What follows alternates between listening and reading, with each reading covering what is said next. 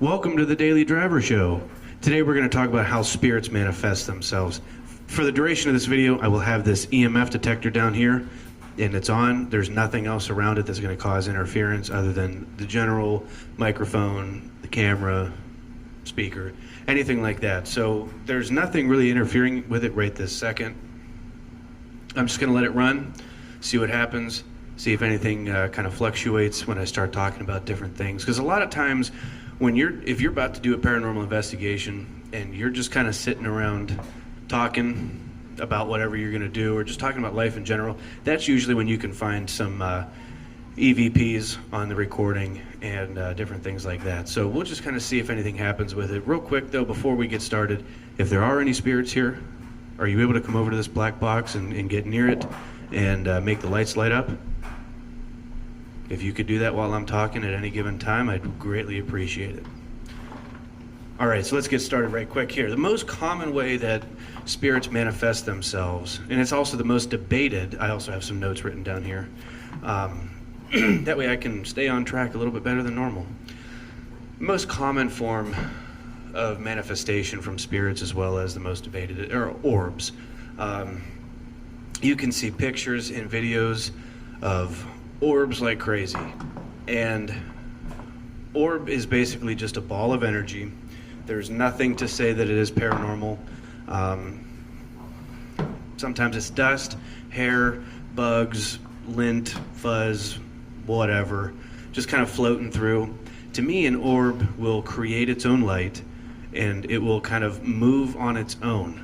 So if you're near a vent and the heat's on or the air's on and everything's going up, and there's one that kind of comes through the screen and does something like this, that to me would be considered some form of an orb. And it really just depends though. Like I said, it's very, very common, but it's also the most debated and controversial manifestation of a spirit.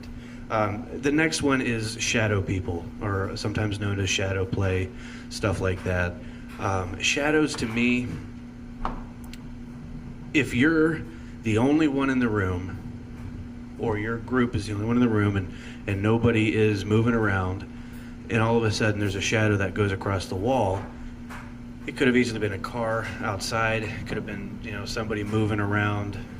You really don't know. It's kind of hit and miss. It's up in the air.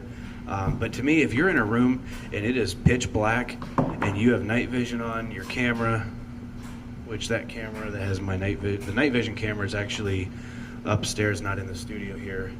But regardless, if it's pitch black and it gets even darker, like noticeably darker, to me, that's more of considered a shadow play or anything like that, as opposed to somebody just moved around, a car went by and it kind of cast a shadow or something like that. You never know. So shadow people, that is pretty common. Mist and kind of like smoke appearances on videos, predominantly in pictures for some reason. Videos will sometimes show that, but sometimes it could be considered a cluster of orbs. You never know. But in pictures, you'll see like a mist kind of going through. A lot of times, it'll look very similar to if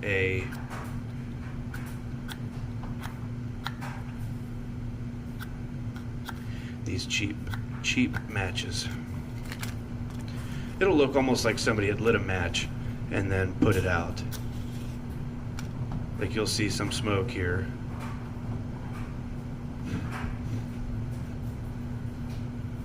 It'll sometimes give it that appearance.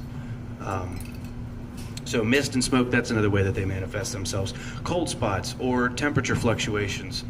To me, if there's a decrease in temperature and it is just extremely abnormal, that to me could possibly be a manifestation of a spirit. Simply because if you're sitting in a room and all of a sudden the temperature just drops and you can see your breath or something, that's extreme. And to me, temperature fluctuations, cold spots, you'll hear people talk about it all the time in investigations. That to me is a manifestation. Full body apparitions. These are most common in a personal experience. Not saying that you captured it on video, not saying that you had a picture of it.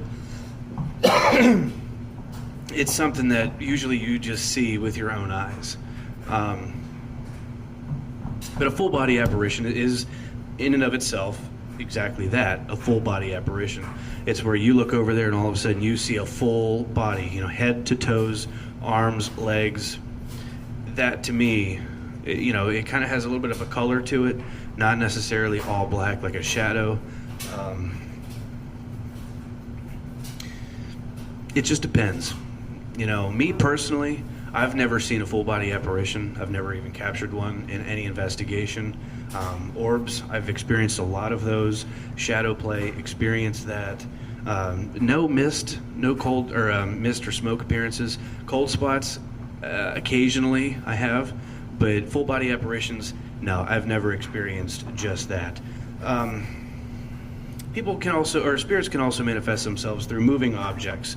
This is kind of most common for poltergeists. Okay, this is where, in poltergeist, that's something where things go flying and cabinets are slamming shut. It's just an excessive amount of,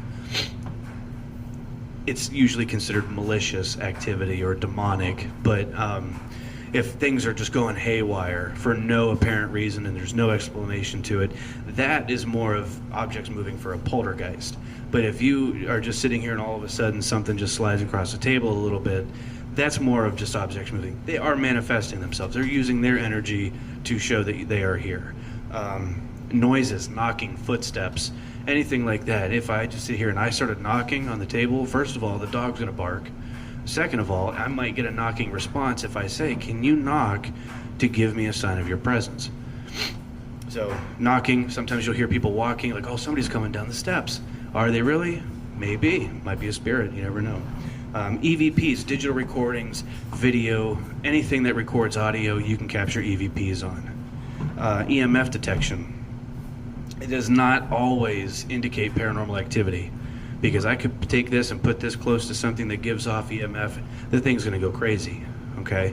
So keep that in mind. EMF is not always an indication of paranormal activity or paranormal manifestation.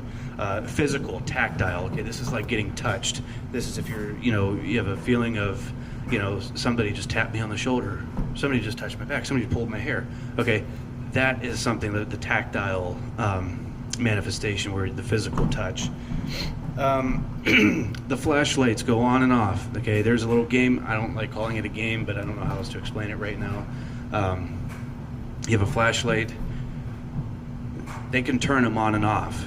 Okay, that's kind of like moving objects in a way, but either way, that is a manifestation as well.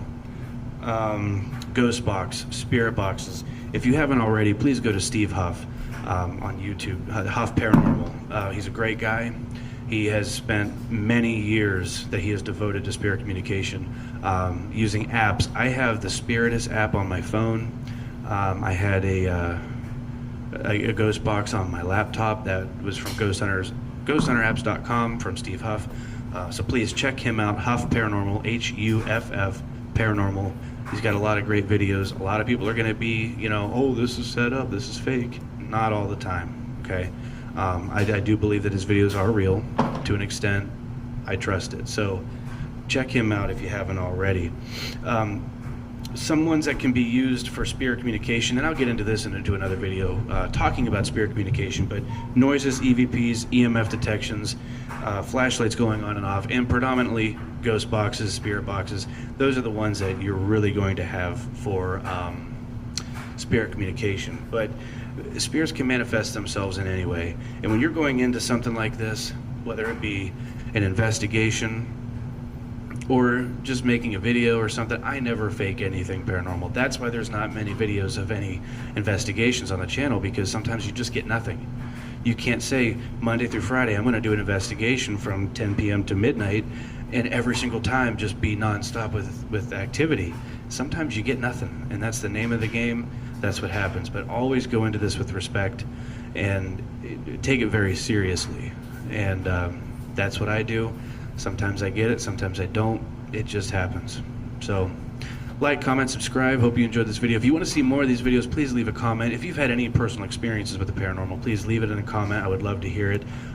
If you have a really cool story about it, send me an email or something, and I'll share it in a video. And we'll see what happens. So like, comment, subscribe. Have a great day, and have a great hike.